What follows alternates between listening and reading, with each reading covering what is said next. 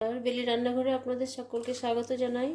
নরম তুলতুলে পাটিসাপটা বানানোর জন্য আমি 200 গ্রাম চাল নিচ্ছি, চালের পাউডার নিচ্ছি 200 গ্রাম, 100 গ্রাম ময়দা আর নিচ্ছি 50 গ্রাম সুজি, 50 গ্রাম চিনি, সামান্য পরিমাণে লবণ দিচ্ছি। এখন আমি 1 কাপ দুধ দিচ্ছি, হাত দিয়ে মেখে নেব। যেমন যেমন দুধের প্রয়োজন হবে সেই মতো দুধ দেব।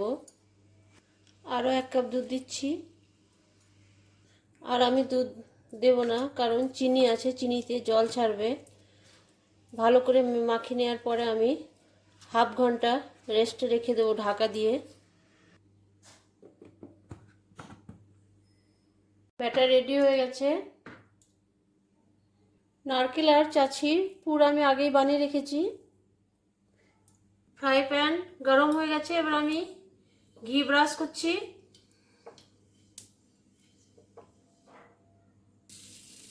লো টু মিডিয়াম আছে আমি ভেজে নেব। ব্যাটার যখন উপর থেকে শুকনো আসবে তখন ইচ্ছা মতো পুর দিতে পারবেন।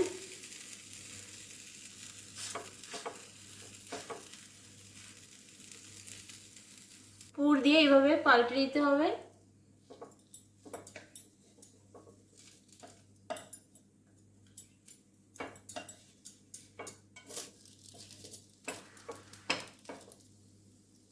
পাটিসাপটা আমি পারফেক্ট তৈরি করে নিয়েছি, খুব নরম হয়েছে। অবশ্যই ট্রাই করবেন। যদি ভালো লাগে আমার রেসিপি, ছোট্ট একটা লাইক, কমেন্ট ও শেয়ার করবেন। আজকের মতো নমস্কার। সব ভালো থাকবেন, সুস্থ থাকবেন। টাটা।